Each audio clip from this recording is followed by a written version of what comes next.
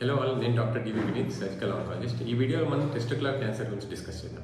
Testicular cancer అనేది ఎవరిలో common అంటే యంగ్ ఏజ్లో మోర్ కామన్.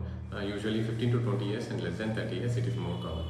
ఈ టెస్టిక్యులర్ క్యాన్సర్లో ఎలా ఉంటాయి సిమ్టమ్స్ అంటే, అది టెస్టిస్ అనేది వాపు ఉంటుంది, ఇంకోటి డల్ ఏకింగ్ పెయిన్ ఉండొచ్చు, ఇంకోటి హెవీనెస్ లాగా ఏమైనా ఉండొచ్చు స్క్రోటంలో, ఇంకేంటంటే ఒకసారి pain will radiate to back. So ఈ వ్యాధి సిమ్టమ్స్ ఇలా ఉంటే మీరు డాక్టర్కి వెళ్తే కొన్ని టెస్టులు చేస్తారు. ఒకటి అల్ట్రాసౌండ్ స్క్రోటం చేయాలి, ఇంకా బ్లడ్ టెస్టులు చేస్తారు, ట్యూమర్ మార్కర్స్ అంటాం, beta HCG, LDH, AFP and CT scan abdomen and thorax. So ఈ టెస్టులు బట్టి మనకి ఏమైనా స్కాన్లో సస్పిషియస్ కొన్ని క్యాన్సర్ లాగా అనిపించే ట్యూమర్ మార్కర్స్ ఎలివేట్ అవుతే మనం నెక్స్ట్ స్టెప్ ఏంటంటే సర్జరీ చేస్తాం.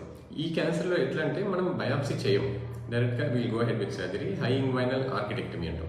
సో టెస్టిస్ పై వరకు వెళ్ళి ఆ టెస్టిస్ తీసేసి టెస్ట్కి పంపిస్తాం. టెస్ట్లో రిపోర్ట్ వచ్చాక అది సెమినోమాటసా, నాన్ సెమినోమాటసా, ట్యూమర్ బట్టి, ఇమేజింగ్ బట్టి, ఇంకెక్కడ పాకిందా లేదా దాన్ని బట్టి ఫర్దర్ కీమోథెరపీ ఇస్తాం.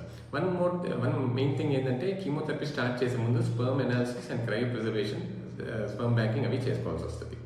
సో ఫర్దర్ కీమో అయిపోయాక దాన్ని బట్టి ఒకవేళ లింఫ్ నోడ్స్ ఇంకా ఉండిపోతే రెట్రోపెటల్ లింఫ్ నోడ్ డిసెక్షన్ అది చేయాల్సి వస్తుంది. Thank you.